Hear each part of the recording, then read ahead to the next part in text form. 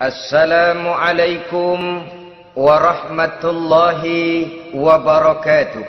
Waalaikumsalam warahmatullahi wabarakatuh. Bismillahirrahmanirrahim. Alhamdulillahi rabbil alamin. Wal aqibatu lil muttaqin. Wala udwana illa 'alal zalimin. والصلاة والسلام على أشرف الأنبياء والمرسلين سيدنا ومولانا محمد وعلى آله وأصحابه المجاهدين الطاهرين أما بعد. Saudara-saudara kaum muslimin rahimakumullah. Salah satu kelebihan makhluk bernama manusia, yaitu bahwa Allah subhanahu wa ta'ala menghiasi hidup manusia ini dengan syahwat atau yang lazimnya kita sebut sebagai hawa nafsu. Inilah tenaga yang merupakan daya dorong yang melahirkan dinamika dalam kehidupan manusia, yang menyebabkan terus-menerus terjadinya perkembangan dalam sejarah peradaban dan kehidupan manusia. Hawa nafsu bisa melambungkan seseorang kepada puncak kejayaan, dan hawa nafsu dapat menenggelamkan seseorang ke dasar jurang kehancuran yang paling dalam. Pada surah Ali Imran ayat 14, Allah subhanahu wa ta'ala berfirman, A'udzu billahi minasy syaithanir rajim. Zuyyina lin-nasi hubbus syahawati minan nisa'i wal banin wal qanatiril muqantarati minadh dhahabi wal fiddah wal khailil musawwamati wal an'ami wal harth. Dzalika mata'ul hayatid dunya. Wallahu indahu husnul ma'ab. Mari kita perhatikan ayat ini lebih dekat lagi. Allah subhanahu wa ta'ala menjelaskan, Zuyyina linnasi hubbus syahawat. Makhluk manusia itu dihiasi dengan hawa nafsu. Dengan kata lain, hawa nafsu adalah perhiasan. Manusia tanpa hawa nafsu sama saja dengan orang yang tidak berhias, monoton, tidak mempunyai perkembangan dalam gerak kehidupannya. Tetapi kalau hawa nafsu adalah perhiasan, maka jika kita berbicara soal perhiasan, ada dua hal yang harus menjadi catatan pokok. Pertama, kapan satu perhiasan boleh kita pakai? Yang kedua, di mana perhiasan itu harus kita pakai? Kalau saudara berdandan rapi, pakai sepatu dengan kaos kaki, celana, jas, pakai dasi segala macam, tapi itu saudara lakukan pada saat saudara akan pergi ke WC, maka saudara sudah memakai perhiasan tidak pada waktu yang tepat. Begitupun sebaliknya, kalau jam tangan saudara pakai di kaki, kopiah saudara pasang di kaki, lalu sepatu naik ke atas jidat, maka saudara memakai perhiasan tidak pada tempatnya yang tepat. Demikian juga sifat yang bernama nafsu. Kapan dia boleh diperturutkan, di mana dia boleh disalurkan, adalah tugas daripada agama untuk mengatur syahwat atau hawa nafsu. Lihatlah kehidupan malaikat. Malaikat makhluk yang diciptakan Allah tanpa hawa nafsu. Maka kehidupan malaikat monoton. Malaikat tidak mempunyai peradaban dan kebudayaan. Malaikat adalah makhluk yang secara instinktif diciptakan untuk berbakti, tidak punya alternatif atau pilihan lain. Saudara lihat, Ada malaikat yang sejak diciptakan diperintahkan untuk sujud, sujud saja sampai sekarang enggak bangun-bangun. Ada malaikat yang sejak diciptakan diperintahkan untuk tasbih, tasbih saja, yang lain tidak. Ada malaikat yang sejak diciptakan diperintahkan mencabut nyawa, nyawa saja urusannya, yang lain tidak. Pekerjaannya monoton. Tetapi memang karena tidak ada hawa nafsu, tidak ada kecenderungan malaikat untuk nyeleweng. Belum pernah kita dengar misalnya ada malaikat Jibril korupsi ayat. Ini kelihatannya ayat bagus ini, nggak usah disampaikan kepada bawahan Muhammad, dipakai sendiri saja. Tidak. Kita belum pernah dengar malaikat maut keliru mencabut nyawa orang yang belum waktunya modar. Belum pernah. Malaikat itu ibadun mukramun la ya'sunallaha fima amarahum wa yaf'aluna ma yu'marun. Maka kehidupan malaikat adalah monoton. Dinamika tidak ada, peradaban dan kebudayaan juga tidak ada.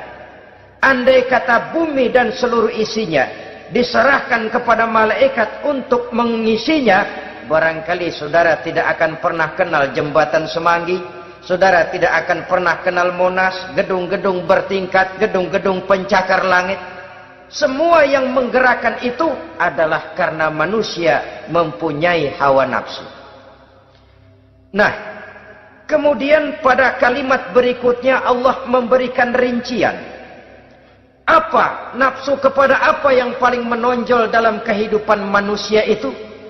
Pertama, minan nisa, hawa nafsu kepada perempuan. Ini tentu yang ditujukan laki-laki.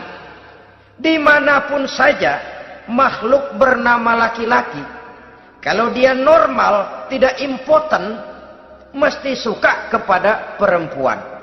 Itu wajar, bin pantas alias normal. Tetapi tadi saya katakan di awal, nafsu kepada perempuan adalah perhiasan.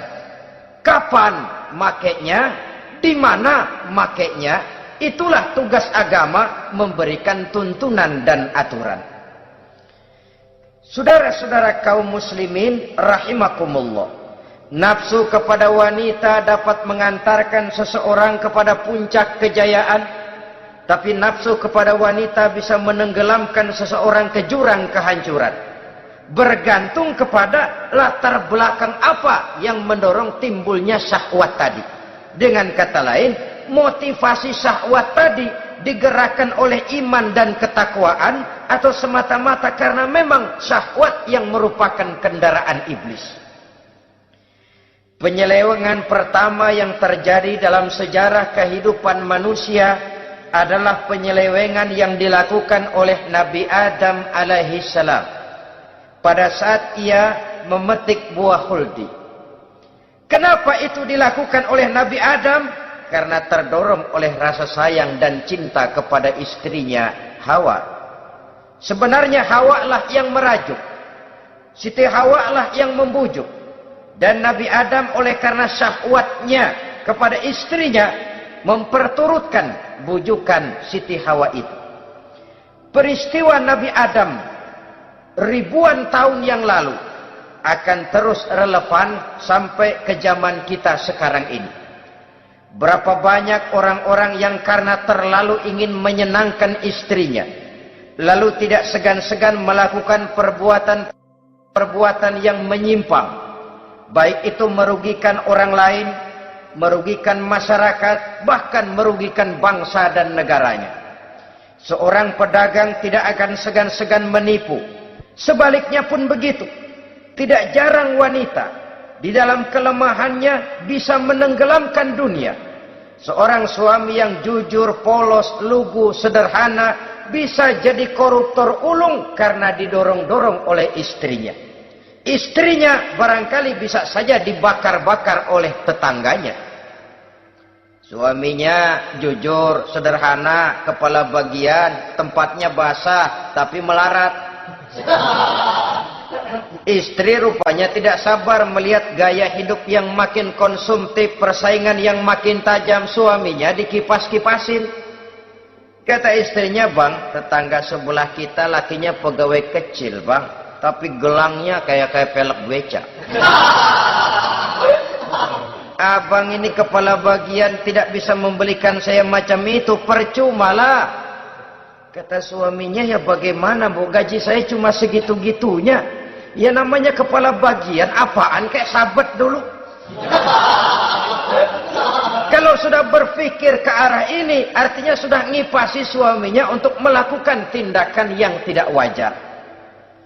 Saudara-saudara kaum muslimin rahimakumullah, sejak zaman klasik sampai kepada zaman kita sekarang ini, kita melihat kecenderungan syahwat kepada wanita ini. Julius Kaisar yang katanya gagah perkasa ternyata tunduk di bawah kaki Cleopatra. Napoleon Bonaparte, the Lion of Europe, singa daratan Eropa, luas kekuasaannya, gagah perkasa tentaranya, kepada siapa dia tunduk? Ke bawah kakinya Margaret Josephine. Demikianlah di zaman kita sekarang, kita melihat di Jepang, betapa Perdana Menteri Uno didesak mengundurkan diri dari jabatan Perdana Menterinya oleh karena terlibat skandal dengan geisha. Kita juga melihat di Amerika betapa Senator Gary Hart dari Partai Demokrat yang masih muda, jenius, diharapkan masa depan Amerika lahir dari tangannya, terpaksa mengundurkan diri dari calon presiden oleh karena terlibat skandal dengan Donna Rice. Kita juga menyaksikan betapa parlemen dan kabinet di Inggris sempat geger oleh karena skandal Pamela Bordes, pelacur kelas kakap yang melanglang buana mencari sasaran-sasaran kakap. Ini adalah kisah kejatuhan yang diakibatkan oleh hubbus syahawat minan nisa. Oleh karenanya benar jika Nabi kita menyatakan an-nisa'u imadul bilad, wanita adalah tiang negara. Jikalau baik wanita, baik negara. Jikalau rusak wanita, hancur negara. Kalau syahwat kepada wanita cuma semata-mata karena syahwat, maka seorang laki-laki akan memandang wanita cuma sekedar alat pemuas hawa nafsu. Nilainya rendah. Sedangkan agama kita mengajarkan ma akraman nisa'a illa karimun wa ma ahanan nisa'a illa laimun, kata Nabi. Tidak akan menghormati kaum wanita kecuali orang-orang yang terhormat, dan tidak akan merendahkan derajat kaum wanita kecuali memang orang-orang yang rendah moralnya. Dengan kata lain, apabila syahwat minan nisa ini dilandasi dengan semangat iman dan ketakwaan, maka kehidupan Rasulullah sallallahu alaihi wasallam sungguh menjadi figur dan contoh dalam kehidupan kita. Perkawinannya bukan karena wajah yang cantik semata-mata, tapi lebih merupakan nilai ibadah kepada Allah Subhanahu wa taala. Dengan demikian, kecenderungan kepada hubbus syahawat minan nisa dikontrol oleh nilai iman. Barometernya, tolok ukurnya adalah iman. Di zaman sekarang banyak kasus kawin campur yang pada akhirnya akan membingungkan kita sendiri. Padahal Al-Quran secara jelas dan tegas memberikan bimbingan.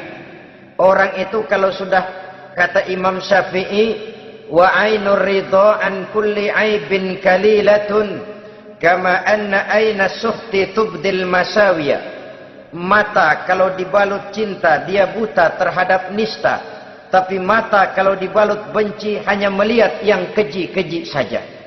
Biasanya cinta kepada wanita memang bisa menimbulkan dorongan yang positif, tapi juga bisa membuat seseorang buta sama sekali. Dorongan yang positif paling kurang dari segi penampilan. Coba lihat lelaki kalau lagi demen perempuan, lenjeh banget kan. Sisiran rambutnya rapi, teriskaan bajunya lancip, sepatunya mengkilat, kantong celananya tebel, perkara anduk isinya bukan soal. Yang penting kan gaya. Lalu dinamis, kreativitasnya ada saja timbul. Tapi pada sisi lain, jikalau orang sudah kehilangan pertimbangan, juga kadang-kadang tidak segan-segan mengorbankan akidah, mengorbankan nilai-nilai iman. Padahal ini taruhan utama, sampai Quran dengan tegas memberikan peringatan. Wala ammatun mu'minatun khairun min musyrikatin walau a'jabatkum. Perempuan budak yang hitam legam, kalau beriman itu lebih baik untuk dinikahi daripada wanita cantik kulit kuning langsat tapi musyrik. Lebih baik budak yang hitam legam beriman daripada wanita cantik berkulit kuning langsat berhati bangsat. Tapi kita kadang kehilangan pertimbangan. Karena agama, karena cinta agama digadaikan. Karena cinta akidah terjual. Karena cinta keyakinan jadi korban. Ini semua penyakit yang datang dari hubbus syahawat minan nisa. Kecenderungan mengumbar nafsu kepada perempuan. Ini memang perhiasan, tapi bisa juga jadi bumerang dalam kehidupan manusia. Berapa banyak penyelewengan terjadi karena pengaruh wanita yang tidak bisa jadi bisa. Ini pengaruh di dalam kehidupan memang sedemikian besarnya. Sehingga saudara-saudara kaum muslimin, inilah yang perlu dikendalikan dalam kehidupan, kapan dan di mana. Kalau nafsu adalah perhiasan, kapan dan di mana perhiasan itu harus kita pakai? Di mana dia harus kita tempatkan? Begitu juga yang menyangkut soal perempuan. Kapan? Ya kapan tentu kalau sudah nikah. Di mana? Yang jelas bukan di depan umum.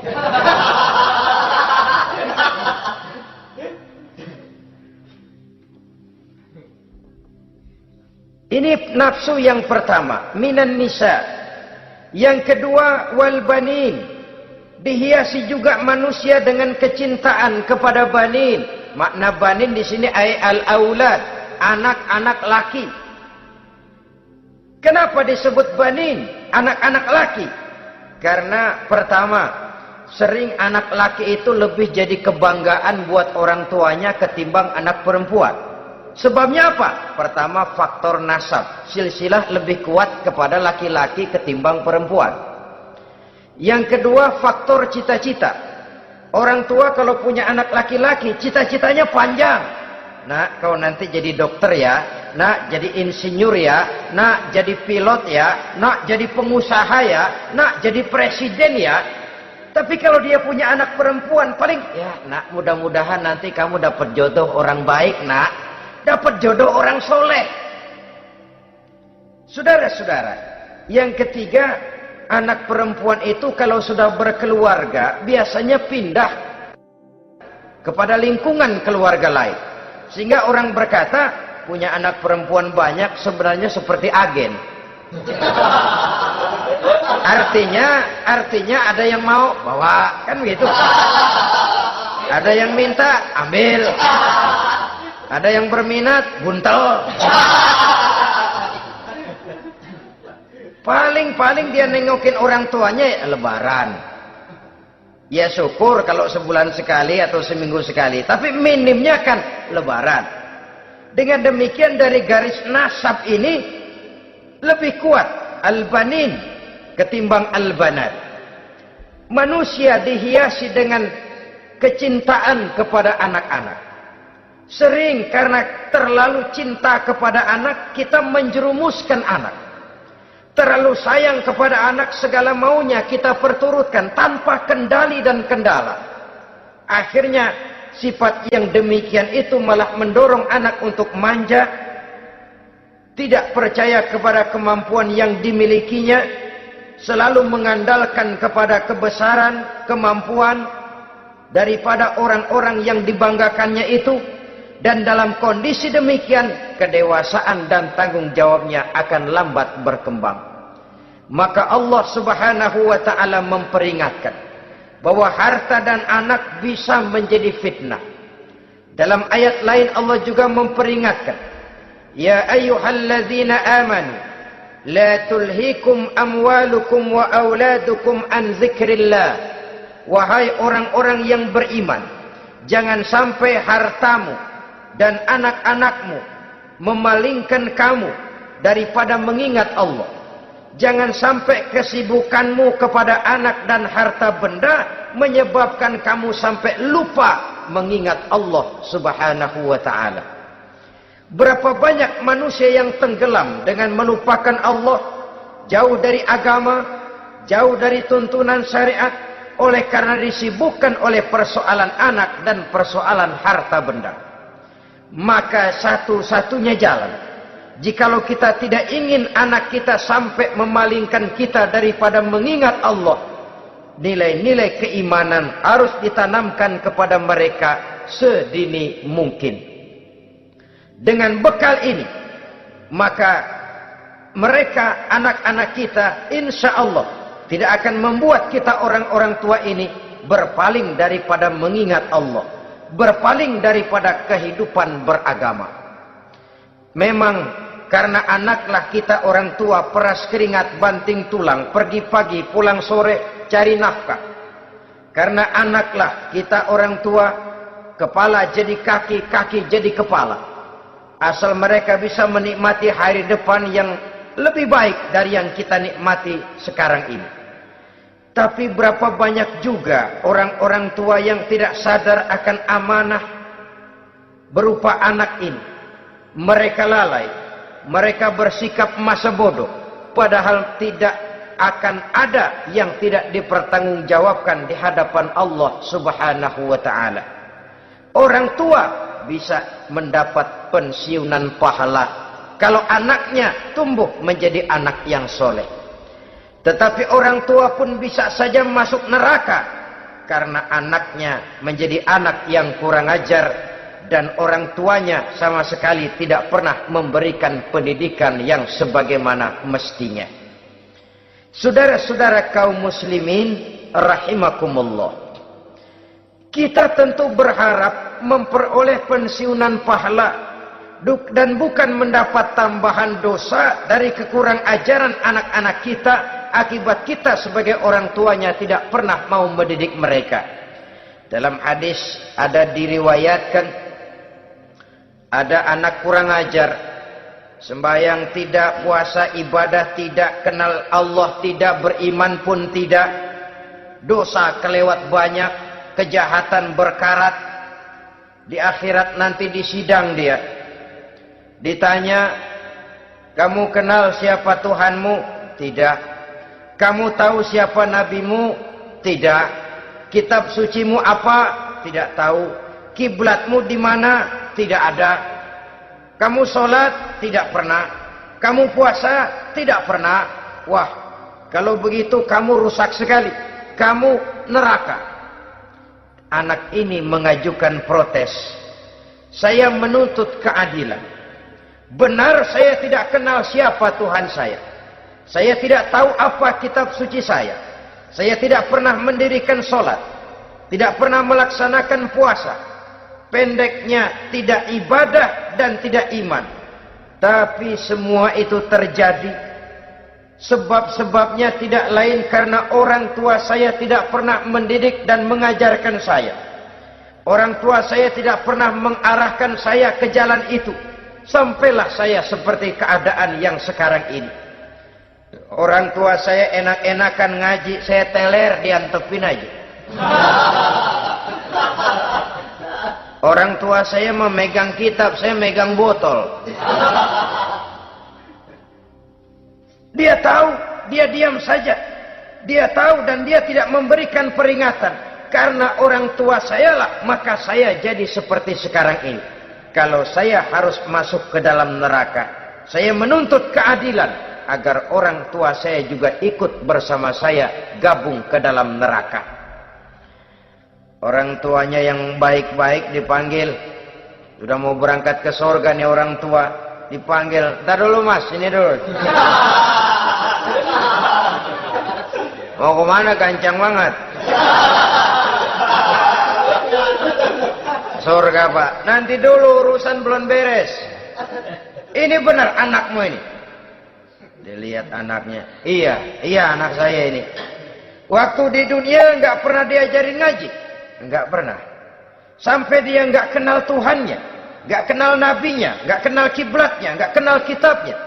Iya.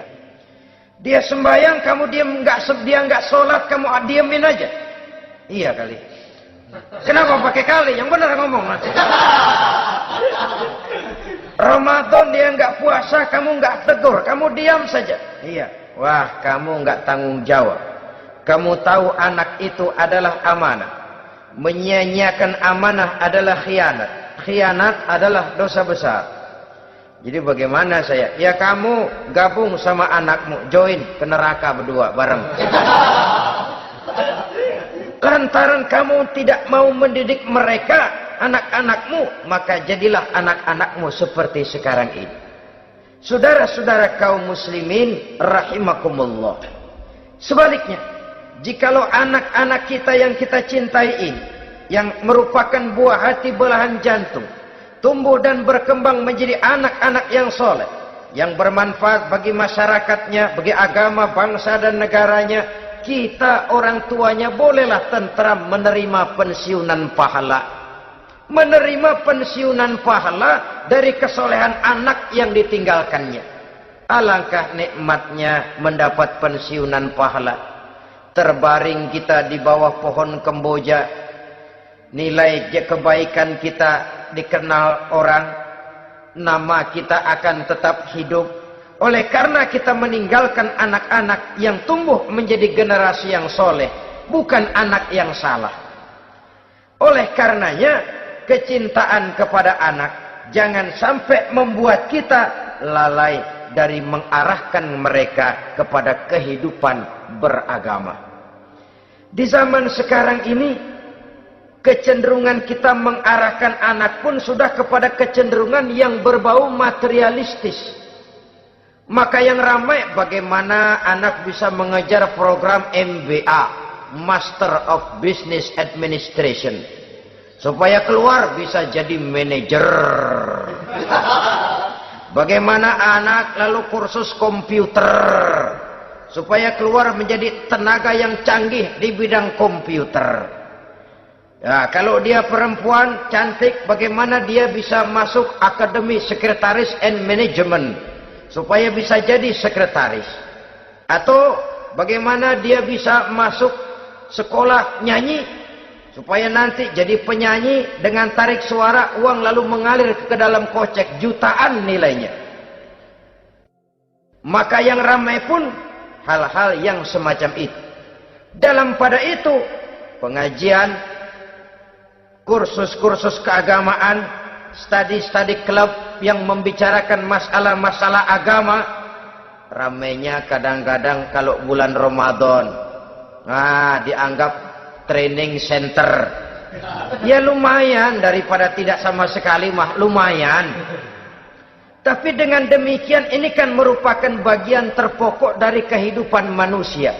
Alangkah idealnya jika dia mengantongi gelar MBA, Master of Business Administration, tapi punya nilai iman yang tangguh, ahli komputer, tapi punya keyakinan beragama yang mantap. Saudara-saudara kaum muslimin rahimakumullah, kecintaan kepada anak-anak sering mendorong seseorang untuk menimbulkan sifat nepotisme. Segalanya serba garis keturunan. Sejak ia jalur birokrasi sampai ke dalam kehidupan sehari-hari, nepotisme ini bisa terlihat. Orang kehilangan kondisi objektivitasnya. Mampu atau tidak, soal lain. Bidangnya atau tidak, bukan soal. Yang penting masih ada hubungan keturunan. maka timbullah tumpang tindih untuk sesuatu pekerjaan yang tidak sesuai dengan kemampuan dan keahliannya. Di desa-desa kita melihat masjid, ketua masjid bapaknya, bendahara anaknya, sekretaris mantunya, Bilal besannya, kul beduk engkongnya. Pokoknya asal masih ada garis keturunan masuk, tidak minggir. Ini pada akhirnya kurang menciptakan pemerataan kesempatan. Iyalah kalau profesinya, tapi kan jarang yang demikian itu. Kita boleh cinta kepada anak-anak kita, tapi jangan lalu mempergunakan posisi yang kebetulan kita gunakan untuk menempatkan anak-anak kita lebih dari kemampuan yang mereka miliki. Nepotisme yang lahir. Sehingga ini bukan saja tidak mendidik, tapi mengakibatkan terjadinya tumpang tindih. Tidak lagi berprinsip the right man on the right job, bahwa orang harus ditempatkan sesuai dengan keahliannya, tapi kita sudah berpikir subjektif, ahli atau tidak ahli, asal masih berbau keturunan, ayo silakan. Nepotisme yang akan lahir. Oleh karenanya, mencintai anak adalah sesuatu yang merupakan perhiasan di dalam kehidupan. Wajar, tetapi harus kita menempatkannya sesuai dengan semestinya. Ini yang kedua. Yang ketiga, nafsu yang menghiasi hidup manusia itu adalah nafsu kepada wal qanatiril muqantarati minadz zahabi wal fiddah. Al-qantarah ay al-malul katsir. Kecintaan, kesenangan, nafsu kepada harta benda yang banyak daripada emas dan perak. Ini tentu sesuai dengan situasi dan kondisi. Kecintaan untuk mengumpulkan harta benda yang sebanyak-banyaknya. Baik itu berupa emas, baik itu berupa perak. Ini cuma penyebutan beberapa jenis dari kecenderungan manusia kepada harta benda. Bukankah sering dikatakan orang bahwa manusia di dalam berhadapan dengan harta itu seperti meminum air laut. Makin diminum, makin kering tenggorokan, makin haus kita dibuatnya. Apabila watak ini kita perturutkan, maka manusia tidak akan pernah kenal puas, tidak akan pernah kenal cukup. Nabi kita memberikan peringatan. Lau anna libni Adam wadiyani min zahabin labtagha lahuma thalisan wa la yamla'u jawfa ibni Adam illa turab. Andai kata manusia mempunyai dua buah ladang yang seluruhnya berisi emas, akan puaskah manusia? Tidak. Mereka akan cari ladang emas yang ketiga. Wala yamla'u jawfa ibni Adam illa turab. Sungguh mulut manusia ini tidak akan pernah penuh terisi kecuali kalau sudah disumpal dengan tanah. Artinya kalau sudah dia dipendam di liang lahat baru cukup. Tetapi sepanjang dia masih bergerak, masih hidup dan bernyawa, masih bisa berusaha dan berbuat, dia tidak akan pernah mengenal puas. Ini akan mendorong manusia terjebak kepada menghalalkan segala cara untuk mencapai tujuan. Yang penting kaya, kan begitu.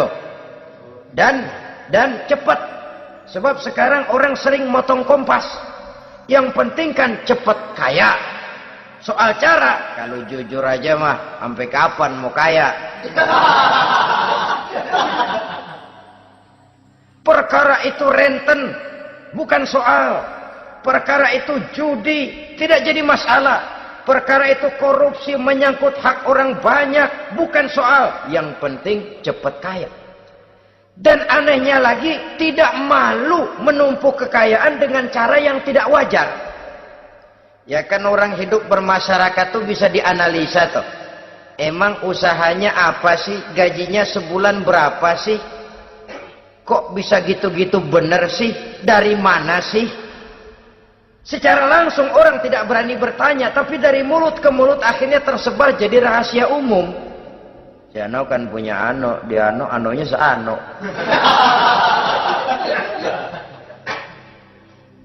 Ini bisa jadi bahan pertanyaan dalam kehidupan, akhirnya jadi gunjingan. Orang sudah tidak terlalu peduli dari mana kekayaan itu diperoleh, yang penting kaya.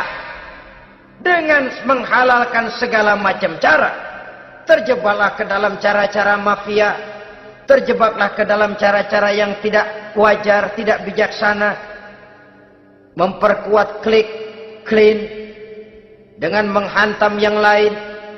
Saudara-saudara kaum muslimin rahimakumullah, bahwa manusia punya nafsu ingin kaya itu boleh. Agama memberikan tuntunan, memberikan aturan. Tidak hanya sekedar asal kaya, tidak hanya sekedar asal banyak harta. Malahan hadis menyatakan, kalau saudara diberikan umur panjang, pertanyaan akhirat cuma satu kok. Umurmu kau habiskan di mana? Kalau saudara diberikan amanah berupa ilmu pengetahuan, pertanyaan akhirat juga cuma satu kok. Ilmumu kau amalkan untuk apa? Tapi kalau kita diberikan amanah berupa harta benda, pertanyaan akhirat itu dua. Min aina iktasabahu wa fima anfaqahu. Dari mana hartamu kau dapat, kemana hartamu kau belanjakan. Dari mananya ditanya, kemananya juga ditanya. Depan belakang ditanya. Dan kalau mempergunakan harta untuk kesenangan syahwat, orang berani bukan main. Tapi kalau untuk kepentingan agama, yang hakikatnya untuk kepentingan dirinya sendiri, berat seperti nyabut bambu dari ujung. Orang kalau menyumbang masjid 100.000, itu kan zohirnya memberikan panitia masjid. Tapi hakikatnya kan dia nabung buat dirinya sendiri. Seolah-olah dia cuma berkata, Pak, tolong saya titip 100.000, ini untuk kepentingan saya di akhirat nanti. Silakan uangnya mau dibelikan semen, pasir, kaca, pintu, jendela, silakan. Saya cuma titip, ini untuk saya di akhirat nanti. 100.000 Pak. Zohirnya dia memberikan kepada panitia masjid, madrasah, pesantren, yatim piatu. Hakikatnya dia nabung buat dirinya sendiri di akhirat. Malah tabungan ini bukan SDSB namanya, SDBS. Sumbangan dana berhadiah surga. Itu SDBS namanya. Sekarang orang mengejar SDSB, lalu berat mengejar SDBS. Sumbangan dana yang berhadiah surga langsung dari Allah subhanahu wa ta'ala. Coba kalau dia main golf, sewa lapangan golf itu 400-500 ribu sebulan, paling 4-5 kali main. Beli stick golfnya saja sampai jutaan. Datang panitia pembangunan masjid 100. Minta didoain masuk surga lagi. Surga 100.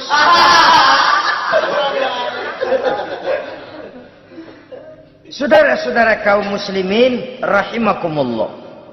Kecintaan kepada harta benda yang banyak, baik berupa emas, berupa perak, mendorong orang untuk berlomba-lomba yang Allah peringatkan dalam Al-Quran, Alhaakumut takatsur hatta zurtumul maqabir.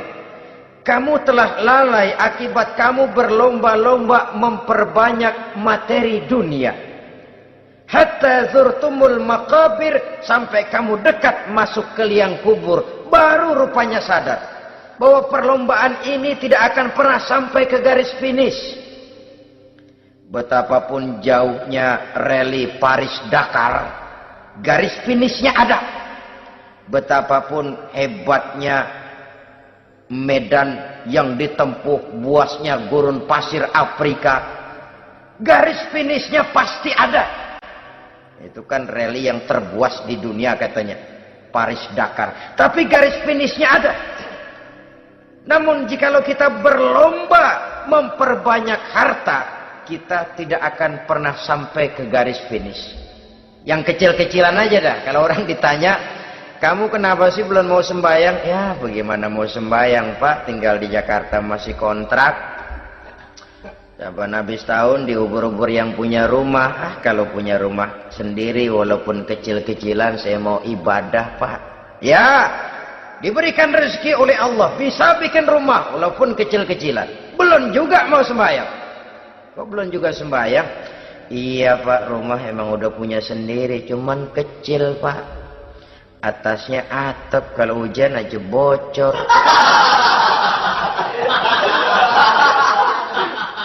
Kalau bisa bikin rumah yang permanen Pak, tenang, saya ibadah, sembahyang saya rajin. Iyalah, diberikan rezeki bisa bikin rumah permanen.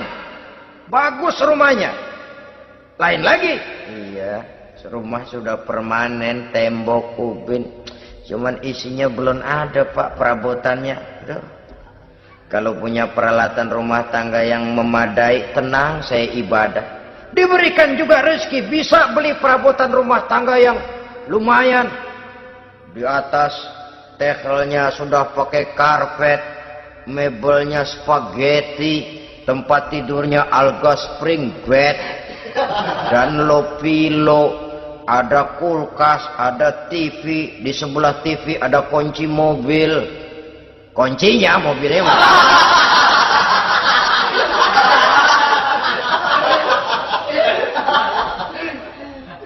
bagaimana? Sekarang sudah cukup perabotan. Perabotan sudah ada Pak, cuman kendaraan belum punya ini.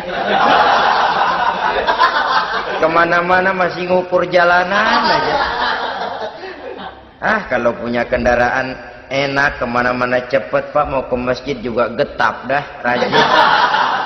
Diberikan rezeki, bisa beli kendaraan. Lain lagi nanti. Sudah punya sepeda, pengen punya motor, kepengen punya mobil, kepengen punya pesawat terbang, pengen punya kapal induk. Sudah punya kebun, pengen beli sawah, sudah punya sawah, pengen punya gunung, sudah punya gunung, laut diborong. Perlombaan materi tidak akan pernah membawa kita ke garis finish. Karena sifatnya sangat abstrak, bahkan akan mendorong kita seperti gurita. Cenderung kepada penyakit tamak bin rakus alias serakah. Dengan demikian saudara-saudara, bahwa kecintaan kepada harta merupakan nafsu, dan nafsu itu adalah perhiasan, dia bisa menjadi daya dorong positif. Kalau dalam upaya memperoleh harta itu kita tidak akan keluar dari tujuan keridhaan Allah. Saya cari nafkah, tapi yang Allah ridho. Saya ingin kaya, tapi dengan cara yang Allah ridho. Ini kunci yang akan menyelamatkan kita manusia dari perangkap menghalalkan segala cara. Ini yang ketiga. Yang keempat, dihiasi manusia itu dengan nafsu kepada wal khailil musawwamah. Kuda yang bagus, kendaraan yang bagus, kuda yang terpelihara. Al-musawwamah ada yang mentafsirkan ar-ra'iyah. Ar-ra'iyah itu yang digembalai. Binatang ternak, kuda yang digembalai atau kuda yang diikat. Artinya, kalau dulu kan yang namanya tuan-tuan tanah itu baru dibilang bejeger kalau kemana-mana naik kuda. Jet set zaman dulu itu udah kelompok jet set itu kendaraan. Kalau sekarang baby benda, dulu mah kuda band.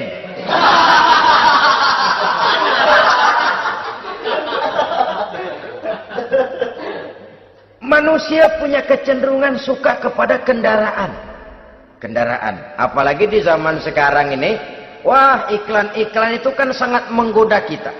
Melayani segala macam bentuk penjualan. Nah, ini lalu terangsang biar duit cekak. Kalau udah ngebaca itu, wah, berani banget dah. Tahu duit nggak mungkin cukup, tapi begitu baca melayani segala macam bentuk penjualan dengan fasilitas ringan. Nah, jadi dah. Jadi juga punya mobil, jadi dah. Perkara utang itu bakal nyekek leher, bukan soal. Kasihan saudara-saudara kita di daerah-daerah yang terjebak kepada iklan-iklan merangsang yang akhirnya di luar kemampuan. Sehingga terjebak pada saat dia harus mengembalikan kredit, dia tidak mampu, barang disita, uang hangus, nyengir deh. Bekipas sembari tahlil. Habis arang besi binasa. Bahwa kita menginginkan kendaraan yang serba baik, silahkan. Tiap akhir tahun ganti merek, keluar yang baru, ganti lagi. Itu kalau orang yang mampu. Buat kita yang tidak mampu, kenapa tidak bersyukur melihat yang lebih rendah di bawah kita? Alhamdulillah kita punya mobil, tangga kita cuma punya motor.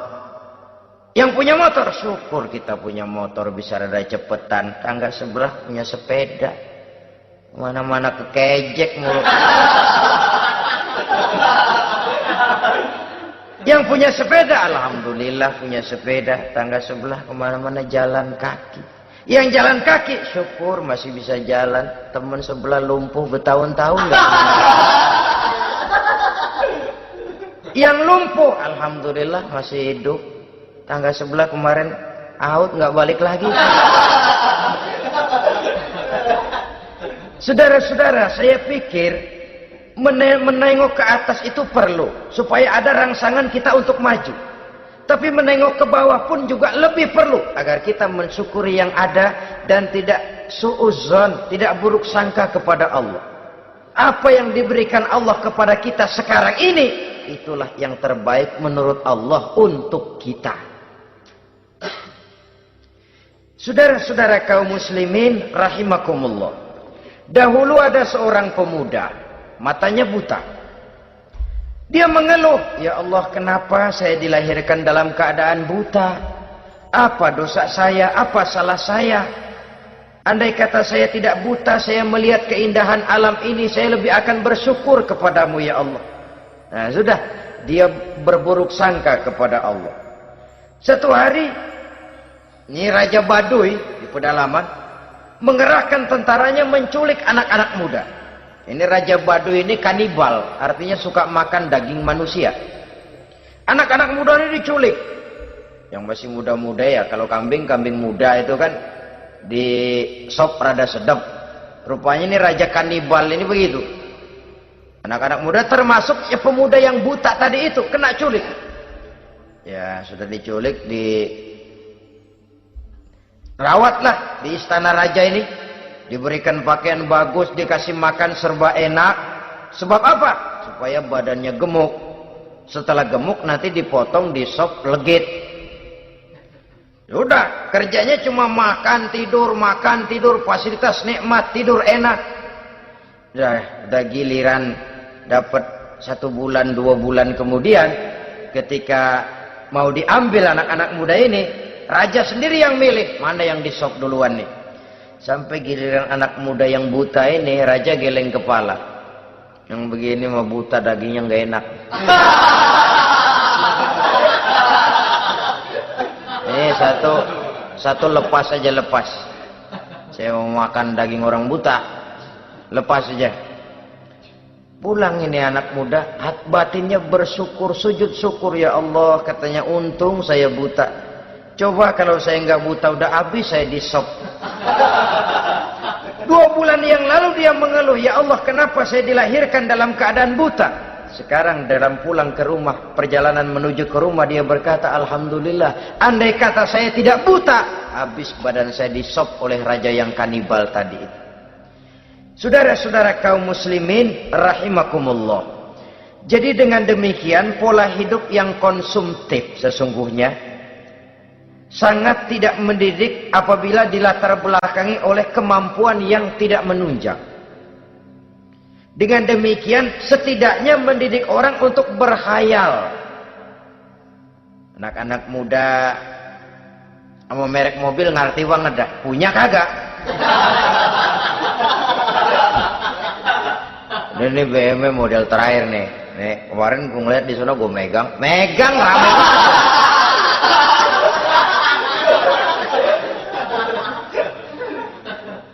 Tulul amal ini kalau tidak diimbangi dengan saluran yang positif, dia akan terjebak kepada penyakit tulul amal, panjang angan-angan. Baiklah ya, wal khailil musawwamah. Yang keempat, yang kelima maksud saya, wal an'am, cinta kepada binatang ternak. Manusia ini kan punya kecenderungan macam-macam. Setelah rumahnya bagus, hartanya banyak, kendaraannya cukup, ingin beternak. Jadilah peternak. Ini kecenderungan manusia, wajar saja sepanjang didapat dan dilakukan dengan cara-cara yang wajar.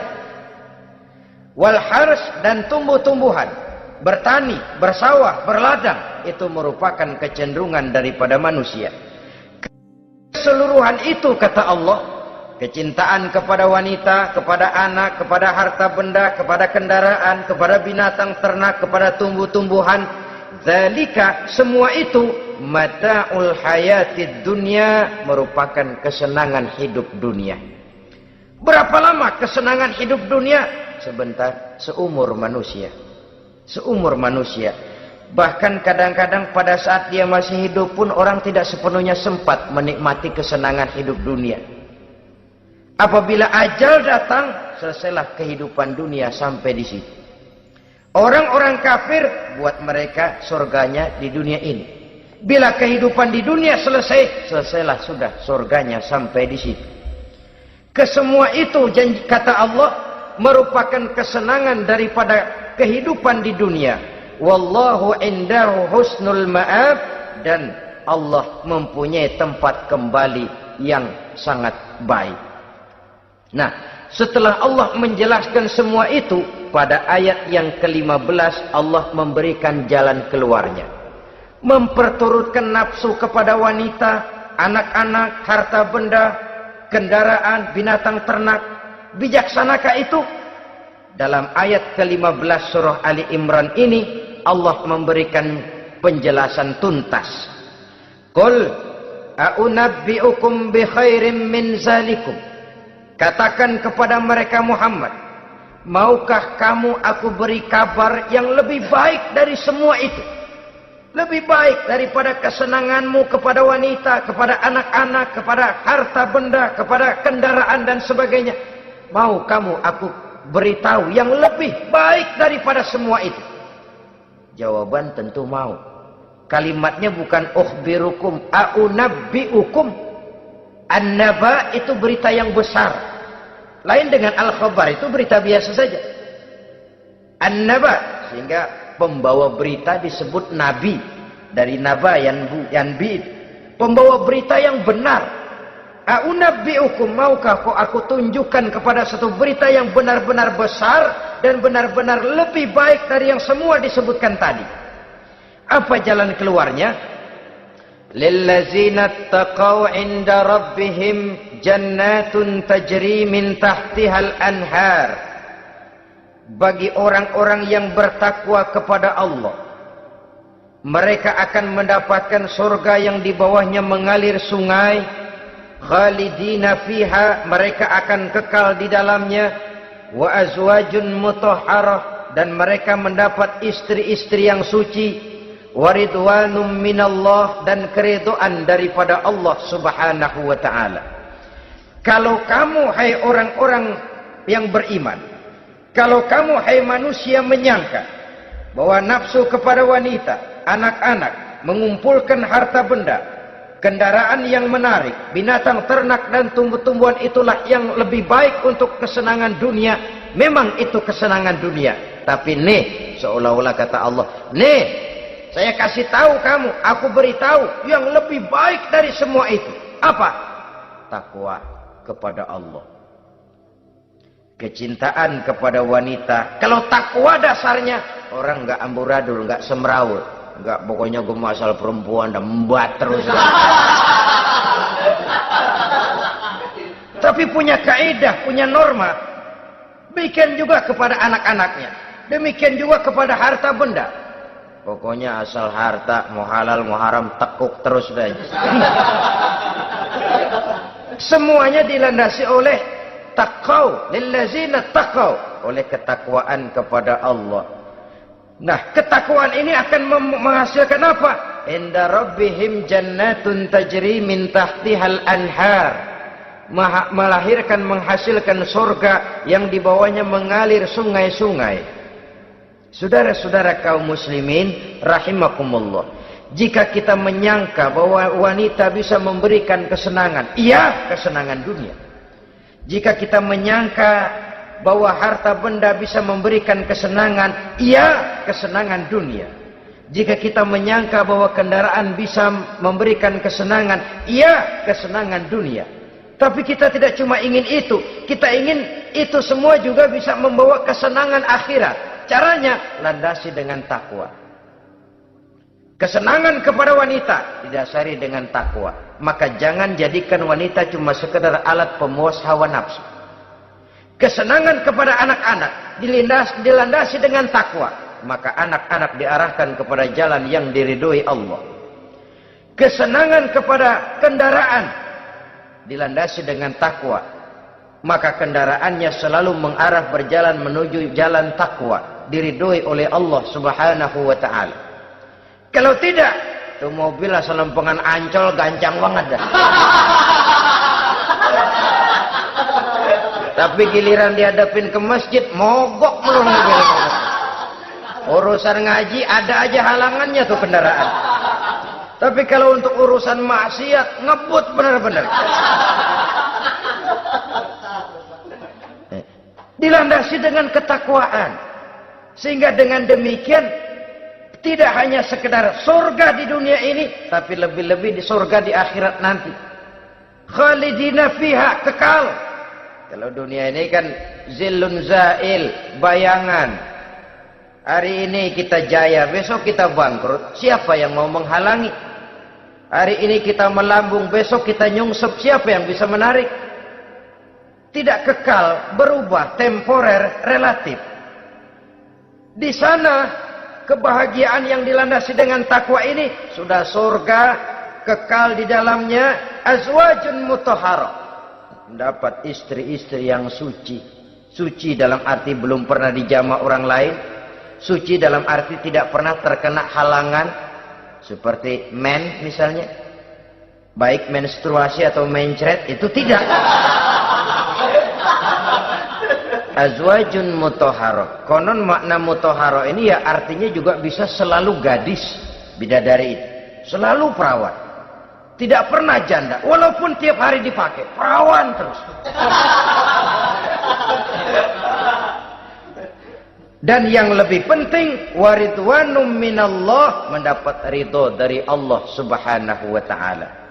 Jadi hawa nafsu dengan motivasi takwa, itulah sesungguhnya yang dikehendaki oleh Ali Imran ayat 14 dan 15. Dengan demikian, manusia dengan ketakwaannya mengendalikan hawa nafsu dan bukan malah dikendalikan oleh hawa nafsunya. Sehingga dengan demikian seluruh fasilitas yang dimilikinya, baik itu berupa istri, anak, kendaraan, binatang ternak, harta benda, tanam-tanaman, seluruhnya semakin meningkatkan ketakwaannya kepada Allah Subhanahu wa taala. Mudah-mudahan kita bisa mencapai tingkat ini di mana kita hidup mampu dan sanggup mengendalikan nafsu, bukan malah dikendalikan oleh hawa nafsu. Terima kasih dan mohon maaf. Wassalamualaikum warahmatullahi wabarakatuh. Waalaikumsalam warahmatullahi wabarakatuh.